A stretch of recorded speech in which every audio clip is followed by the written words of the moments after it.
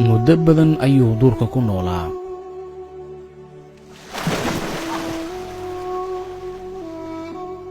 wax badan wuxuu ahaa boqor ka talinaya halkan.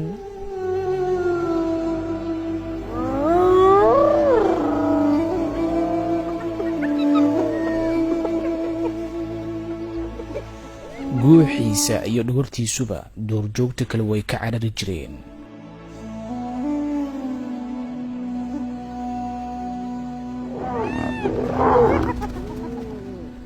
awooddiisa marba mar ka dambeysa way sii yaraanaysay ilaa ugu dambeyn ay naf ka raadiyaan duurjoogta kale.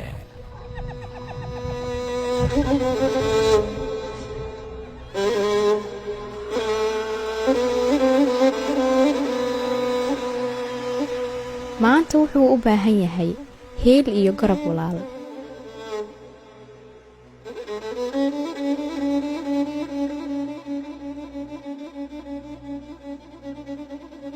cadowgii duurka kula noolaa maanta waxay dareemayaan inuusan lahayn itaal sidaa u badan.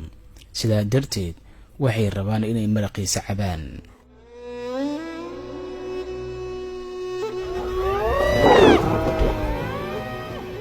asna wuxuu dareemayaa inuusan ku tabar ahayn kooxdan isa soo bahaysatay. cadowgii ayaa mar qura dhinacyadii ka galay weerar culusna way ku ekeeyeen. libaaxu waxa kaliya uu heshanayaa waa guuxa codkiisa. dhurwaayadan waxay doonayaan inay hilibkiisa maanta fayntaan. tirada cadowgiisa oo badan darteed jihadii ayaa ka luntay.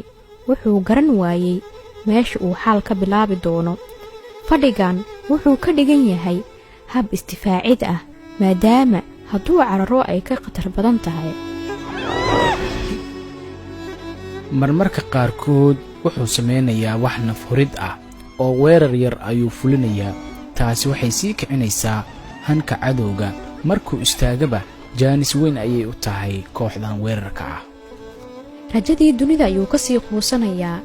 mararka qaarkood waxa uu go'aansadaa inuu isdhiibo. laakiin rajadii dhurwaayada markan way dhimatay. libaaxii waxaa ka soo baxay neef weyn maadaama uu godqorkii ka soo laabtay. libaaxani wuxuu ahaa mid nasiib badan. wuxuu mar qura indhaha ku qabtay walaalkii. kadib maxaa dhacay? dareenka walaaltinimo marnaba ma dhammaado. haddaba muuqaalkani maxay dadka Soomaaliyeed ka baran karaan?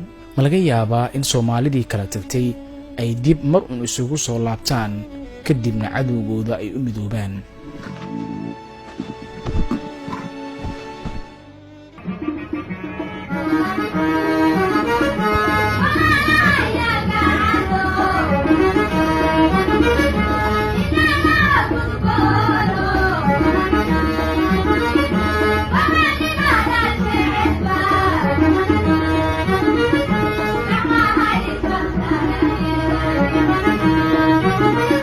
fadlan muuqaalkan share gareey page-kana like saar.